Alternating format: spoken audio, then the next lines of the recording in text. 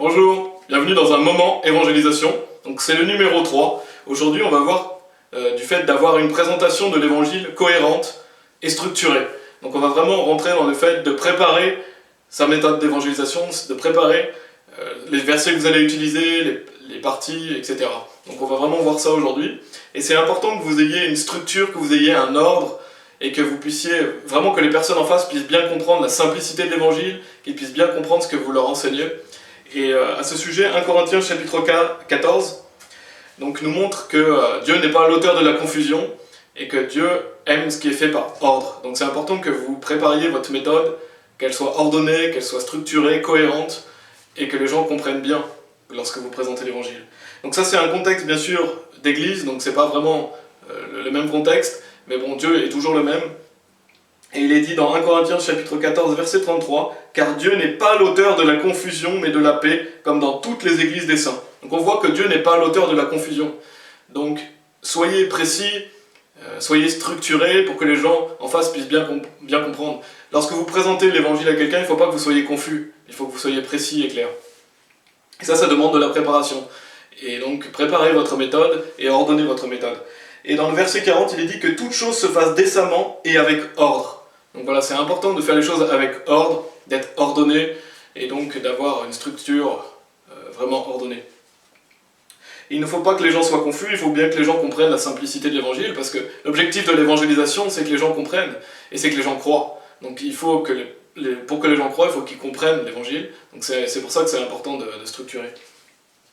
Et donc vous retrouverez les parties dans le PDF, la liste de versets, les parties, je vous mettrai le PDF dans la description de la vidéo si vous voulez voir plus en détail. Je vais simplement mentionner certaines choses qui sont dans le PDF. Donc la première partie, donc j'utilise 4 parties. Et bien sûr, je ne mentionne pas le fait qu'il y ait 4 parties. Les parties, en fait, c'est simplement pour regrouper les versets et pour pouvoir expliquer ma méthode. Mais qu'il y ait 3, 4, 5 parties, c'est pas important. Le plus important, c'est d'avoir une structure, c'est d'avoir un ordre. Donc j'utilise 4 parties, mais bien sûr, c'est la manière dont je le fais. Donc la première partie, c'est que nous sommes tous pécheurs, et donc la conséquence de notre péché, et le fait que nous méritons d'aller en enfer. La deuxième partie, c'est la bonne nouvelle, c'est que Dieu nous aime, et que Jésus-Christ est notre sauveur. La troisième partie, c'est que le salut est seulement par la foi, donc que le salut est gratuit, il est par la grâce de Dieu, non des œuvres. Et la quatrième partie, c'est que le salut est pour toujours. Donc voilà les 4 parties que j'utilise, cette structure. Bien sûr, il y a des personnes qui font différemment. Par exemple, il y a des personnes qui, en première partie, mentionnent le péché, la condamnation. En deuxième partie, mentionnent le fait que le salut est gratuit et qu'il est par la grâce. Et en troisième partie, l'évangile, donc le fait qui est Jésus-Christ, qu'est-ce qu'il a fait pour nous. Et en quatrième partie, le fait que le salut est éternel. Et ils mentionnent peut-être parfois dans la deuxième, la troisième partie, que le salut est par la foi, non des œuvres, par la grâce, souvent dans la deuxième partie. Voilà, c'est pour mentionner le fait qu'il y a d'autres personnes, il y a des personnes qui utilisent différemment. Je vous présente vraiment ma méthode. Et ce que je vous recommande, c'est d'utiliser une structure, un ordre. Par exemple, il faut garder la structure du fait que c'est important de parler d'abord de pourquoi on a besoin d'être sauvé, avant de parler du fait que le salut est pour toujours. Si vous expliquez à la personne que le salut est pour toujours dans un premier point, c'est pas cohérent. Il vaut mieux, dans un premier point, expliquer le fait que la condamnation, le fait que nous sommes pécheurs, etc., pour justement montrer que nous avons besoin d'être sauvés. C'est pour ça que je dis que c'est important d'être ordonné. Donc voilà. Les parties que j'utilise, donc le premier c'est le péché, la condamnation ou l'enfer. La deuxième c'est la solution, donc qui est par Jésus-Christ. La troisième c'est comment être sauvé. Et la quatrième c'est que le salut est éternel. Et donc j'utilise 14-15 versets lorsque je présente l'évangile, parfois plus, parfois moins. C'est important d'utiliser un bon nombre de versets quand même.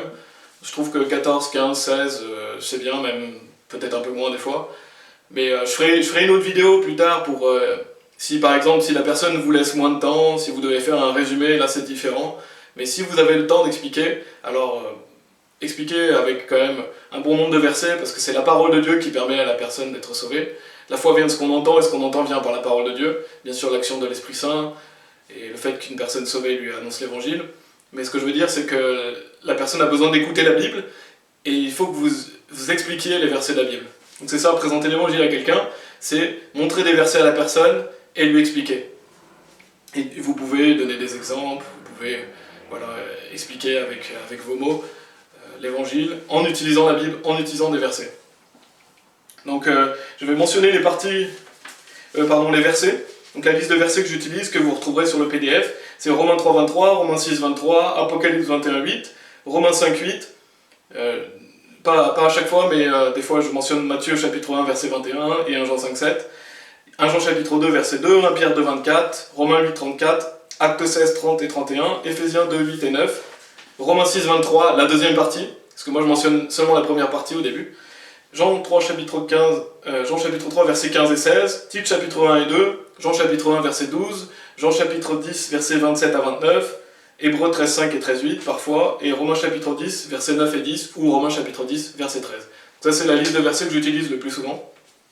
Et au niveau des parties, donc je les ai mentionnés, simplement je vais le mentionner un petit peu plus en détail. C'est le fait que donc, la première partie, c'est que nous sommes tous pécheurs. À cause de nos péchés, nous méritons la mort. Et donc nous méritons aussi la seconde mort, donc l'enfer. Et là, les versets qui sont bien, c'est Romains 3, 23, Romains 6, 23, Apocalypse 21, 8. Vous pouvez aussi mentionner Romains chapitre 3, verset 10 si vous voulez. Mais ces versets sont vraiment bien, donc je vous conseille de les garder.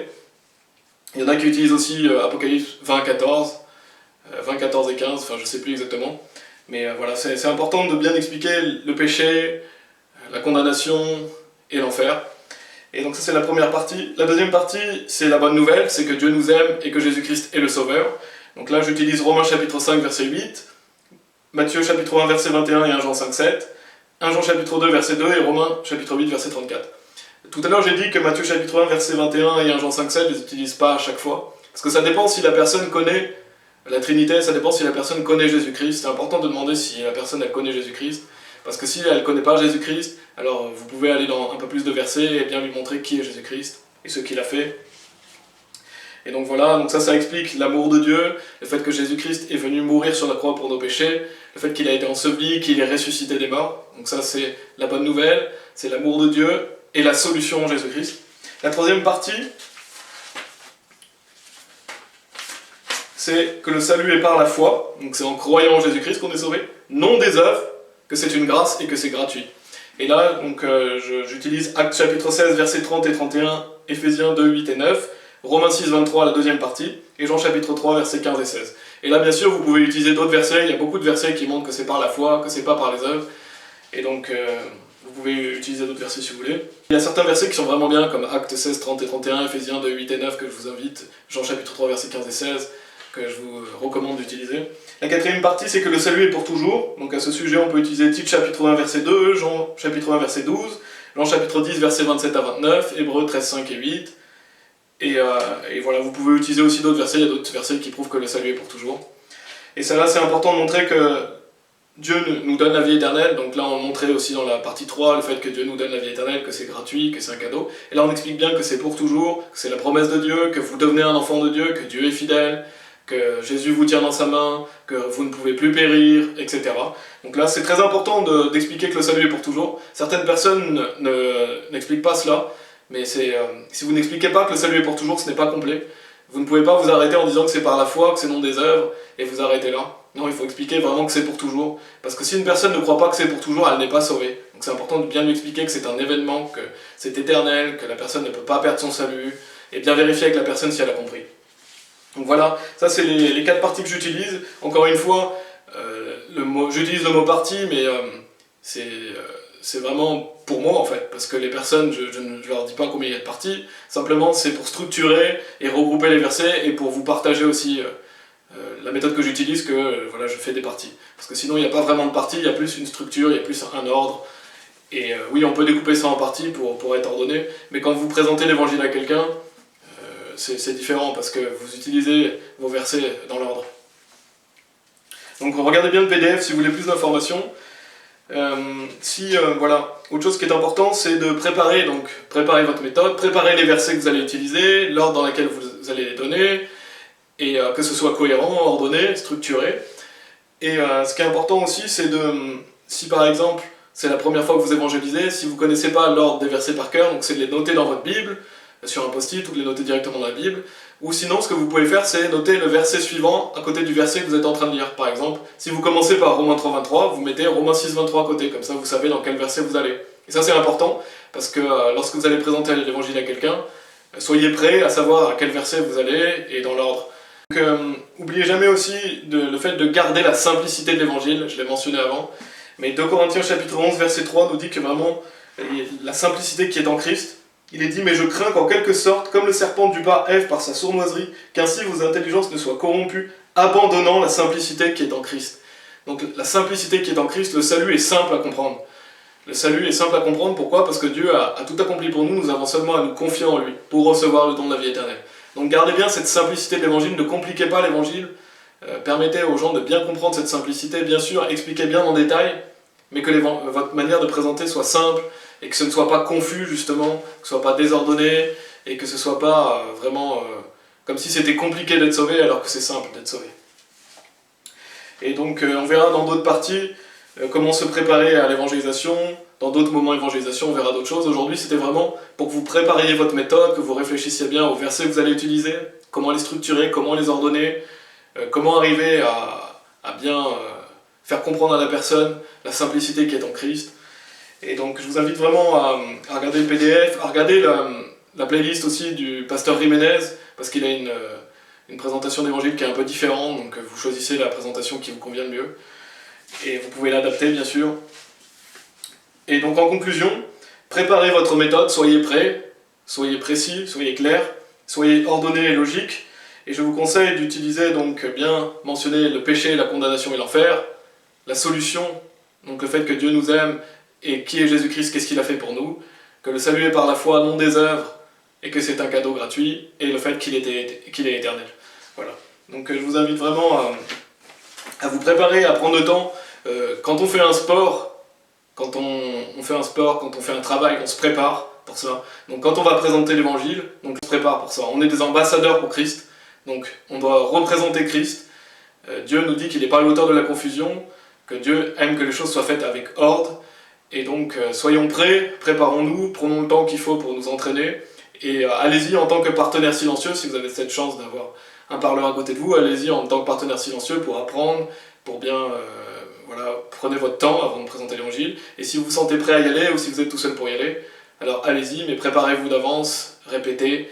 Donc, vous pouvez vous entraîner en présentant l'évangile à quelqu'un qui est sauvé, vous pouvez vous entraîner en prêchant l'évangile dans le vide, entre guillemets, c'est-à-dire tout seul. Mais c'est important parce que ça va vous donner de l'assurance, ça va vous permettre peut-être de changer un verset ou deux, de restructurer, de réordonner, et d'utiliser d'autres illustrations, d'autres exemples. Donc voilà, je vous invite à déjà préparer votre méthode, et puis on verra dans d'autres moments d'évangélisation beaucoup de choses par rapport au fait de se préparer à aller, par rapport au fait quelles questions poser, comment amener quelqu'un en prière, etc. Voilà, que Dieu vous bénisse.